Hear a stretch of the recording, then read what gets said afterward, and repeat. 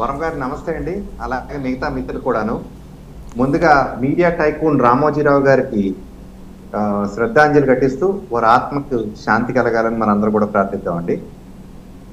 మీరు ఫస్ట్ ఏంటంటే పాపం ఎవరు సుజాత గారు ఏదో చెప్తున్నారు, వాళ్ళ సినిమా యాజ్ ఇట్ ఈస్ చూస్తుంటే రోడ్ల మీద ఇప్పుడు భయం అనేది వాళ్ళకి కలుగుతుందని కొంచెం అర్థమైందండి. అంతకుముందు కామెడీ సినిమా చూస్తున్నట్టు రక్తాలు పారుతుంటే, చంపేస్తుంటే ఇవన్నీ కూడా వాళ్ళకి హర్రర్ సినిమాలు అనిపించలేదు, కామెడీ సినిమా లాగా నవ్వుతూ ఉండేవారు. ఇప్పుడు ఏ సినిమాకి ఆ సినిమా డివిజన్ కనపడుతుంది వాళ్ళకి చూస్తుంటే లైవ్ లో. కానీ ఇటువంటి చర్యలు ఎవరు చేసినా తప్పే. పవన్ కళ్యాణ్ గారు కూడా చెప్పారు, మాకు ప్రత్యర్థులే కానీ శత్రువులు కాదు. మా పార్టీ కూడా అలాగే ఉంటుందండి, ఎవరు ఏ పనులు ఎటువంటి చేయకూడదని చెప్తారు. సరే, కార్యకర్తలు మనం ఆపలేము. భావోద్వేగాలు లోనైనప్పుడు 4 గుడ్లు ఇసిరారు, అవన్నీ చూస్తున్నాము. వాళ్ళలో కూడా నాకు తెలిసి టీడీపీ వాళ్ళు అంటే వారి పార్టీ వారు కూడా వాళ్ళకి చెప్తున్నారు ఇటువంటి చేయొద్దని. వాళ్ళు అటువంటి పనులు చేశారు కాబట్టే వాళ్ళు పక్కకు తోసేశారు. ఏది మళ్ళీ తేరుకోకుండా. మనమైనా సరే ఇటువంటి చేయకుండా చట్టంలో ఇరికించి వాళ్ళకి రఘురామకృష్ణరాజు గారికి ట్రీట్మెంట్ ఏ విధంగా ఇచ్చారో అటువంటి ట్రీట్మెంట్ కాకుండా కౌన్సిలింగ్ ఇప్పించి వాళ్ళని మంచి పౌరులుగా బయటికి వదలాలి. వీళ్ళందరినీ తప్పు వాళ్ళది కాదండి, వైసీపీ ఇప్పుడు దాకా వాడుకుంది. మీరేదో ఇందాక చెప్తున్నారు, ఏది రాసుకున్నాను ఫైర్ బ్రాండ్ అని. సార్ మీరు కూడా అలా అనకండి సార్, బూతులు కూడా ఫైర్ బ్రాండ్ అంటే ఎలాగండి? బూతులు ఎప్పుడు మైక్ పెట్టగానే 4 బూతులు మాట్లాడేవాళ్ళు కూడా ఫైర్ బ్రాండ్ అంటే ఇదే ఫ్యూచర్ రాజకీయాలు అనుకుని వచ్చేవాళ్ళు కూడా ఇలా తయారవుతారండి. ఈ పాటికి లెసన్స్ నేర్చుకోవాలి.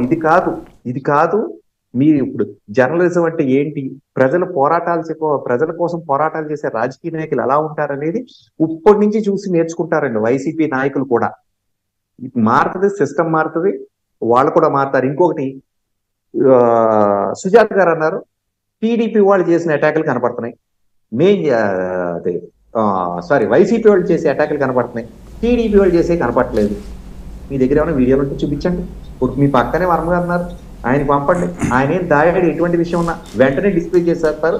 వైసీపీ నాయకులు అటాక్ చేస్తున్నారు అని చూపిస్తారు. ఎందుకు ఉన్నాయి ఏమన్నా? నోటి మాట కాదండి, ఏమన్నా ఉంటే చూపించండి. ఇప్పుడు టీడీపీ నాయకులు ఏదో ఒక వీడియోతో వచ్చారు, అలా మీరు కూడా రండి, చూపించండి, మాట్లాడుకుందాం. అంటే మిగతా విషయాలన్నీ ఊరికే గాలి కవులు చెప్పడం వల్ల ఎవరికి ఉపయోగం లేదు. నిజాలుగా మాట్లాడుకుందాం. ఈ 4 నెలలలో ఇంటికి పార్సిల్ ఎలా పంపారు, రోడ్ల మీద ఎలా చంపేశారు, ఇవన్నీ చూసారు. ఇదంతా మాట్లాడితే టైం కూడా సరిపోదు. ఇవన్నీ కూడా లెక్కలు సరి చేస్తారు, కానీ సరైన పద్ధతిలో ఉంటాయి వర్మ గారు. ఇటువంటి విధంగా కాదు. ఖచ్చితంగా భావోద్వేగాలు ఉంటాయి, దాని కంట్రోల్లో అన్ని పార్టీలు కూడా పెట్టుకోవాలి. వాళ్ళందరినీ ఏమన్నా ఉంటే చట్టం ఇందాక చెప్పినట్టు చట్టం ఉచ్చులో ఇరికించి వాళ్ళందరినీ కూడా సరి చేయాలి. ఇంకొక మాట చెప్పనివ్వండి వర్మ గారు చెప్పండి. ఇందాక చెప్పారు ఈ జగన్ పార్టీ ఉంటుందా, రాజ్యసభ బలం. రాజ్యసభలో ఉన్న బలం కొన్ని నెలలే ఉంటాయి. వాళ్ళందరూ కూడా వచ్చేస్తారు. వాళ్ళకి ఎటు వెళ్ళాలో వాళ్ళకి తెలుసు. ఆల్రెడీ టచ్ లో ఉంటున్నారు. గుడివాడ లేదు కానీ గన్నవరం ఆల్రెడీ టచ్ లోకి వచ్చింది ఒక రంగుతో. ఏంటి గుడివాడ ఏంటి, గన్నవరం ఏంటి, ఊర్లో టచ్ లోకి వస్తాయా, నాయకులు వస్తారా? ఏంటండి ఇప్పుడే చెప్పేస్తే ఏముంటది, 4-5 రోజుల్లో తెలుస్తుంది. అన్ని అయ్యాక ఇప్పుడే చెప్పేస్తే సో వంశీ బ్యాక్ అంతేనా? ఇంక దీంట్లో ముసుగులో గుద్దులాట ఏమున్నది రండి, గతంలో జరిగినవే కదా, ఇవే కొత్తగా వచ్చినాయి ఏంటి?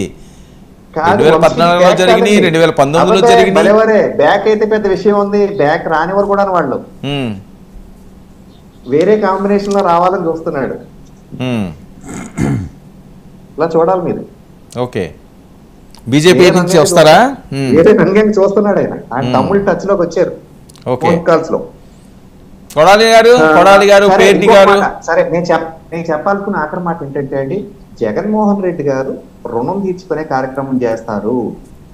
ఎవరికి? కాంగ్రెస్ కనుక ఆయన జైల్లో పెట్టకపోతే ఆయనకి ఇంత ఫేమస్ అయ్యేవాడు కాదు, వేళ సీఎం అయ్యేవాడు కాదండి. కాబట్టి రుణం తీర్చుకునే కార్యక్రమం ఏంటంటే, అక్కడ పక్క రాష్ట్రం రాజ్యసభ మెంబర్ కృష్ణయ్య గారిని ఆల్రెడీ అక్కడికి వెళ్ళి మాట్లాడమన్నారు. వీళ్ళకున్న రాజ్యసభ మెంబర్లు కూడా అటుపక్క పంపాలని చూస్తున్నారు, కానీ రాజ్యసభ మెంబర్లు అయితే వెళ్ళరు. కానీ ఈయన వెళ్తారు, ఒక 1/2 మంది నాయకులు వెళ్తారు. కానీ 11 మంది క్రికెట్ టీంలో ఒక 1/2 మంది వెళ్తారేమో, కానీ మిగతా 5 కూడా వచ్చేస్తారు.